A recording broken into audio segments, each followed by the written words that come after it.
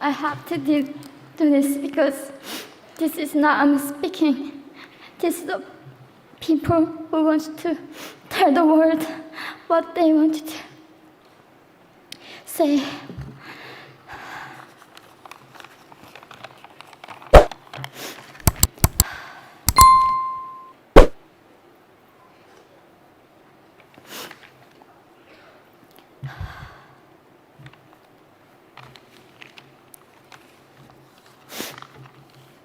North Korea is an unimaginable country. There is only one channel on TV. There is no internet. We aren't free to sing, say, wear, or think what we want. North Korea is the only country in the world that executes people for making unauthorized international phone calls. North Koreans are being terrorized today. When I was growing up in North Korea, I never saw anything about love stories between men and women. No books, no songs, no press, no movies about love stories. There is no Romeo and Juliet. Every story was propaganda to brainwashes about the Kim dictators. I was born in 1993, and I was abducted at birth, even before I knew the words freedom or human rights.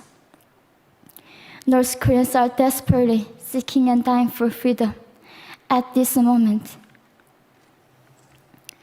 When I was 9 years old, I saw my friend's mother publicly executed. Her crime? Watching a Hollywood movie. Expressing doubt about the greatness of the regime can get 3 generations of a family imprisoned or executed.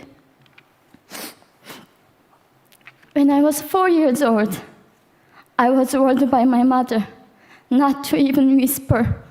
The birds and mice couldn't hear me. I admitted I thought the North Korean dictator could read my mind. My father died in China after we escaped North Korea. And I had to bury him at 3 a.m. in secret. I was 14 years old. I couldn't even cry. I was afraid to be sent back to North Korea. The day I escaped North Korea, I saw my mother raped. The rapist was a Chinese broker. He targeted me. I was 13 years old.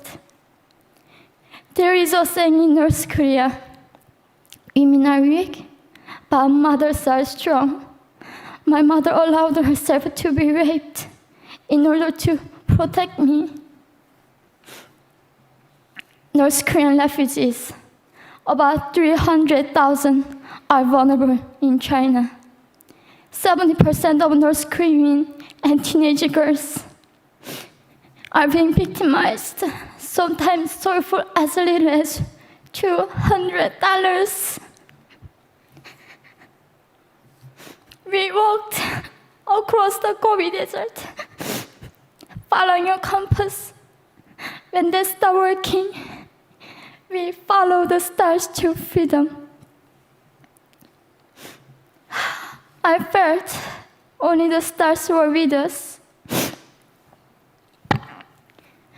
Mongolia was our freedom moment. Death or dignity. Armed with knives, we were prepared to kill ourselves if we were going to be sent back to North Korea. We wanted to live as humans.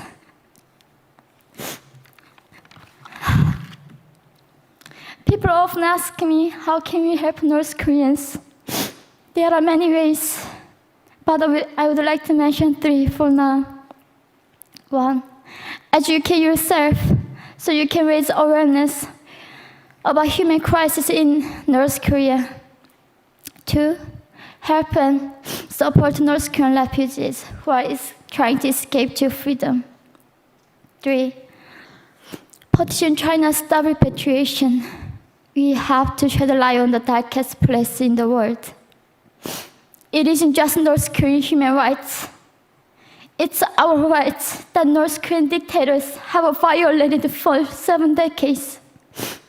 We need governments all around the world to put more pressure on China to stop repatriation. In particular, Chinese delegates of One Young World can play a part by speaking up.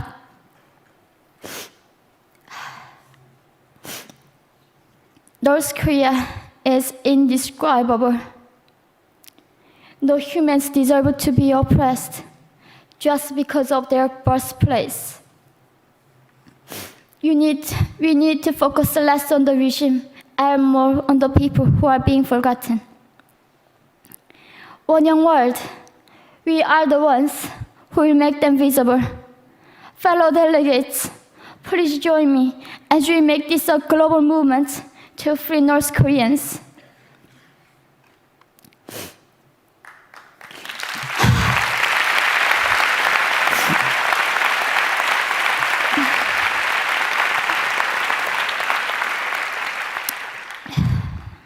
When I was crossing the Gobi Desert, scared of dying, I thought nobody in this world cared.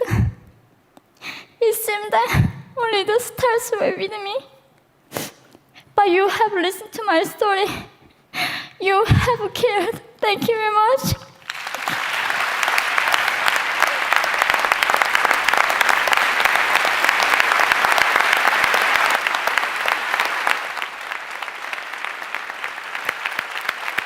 We're not going to go to the floor. Can you get it?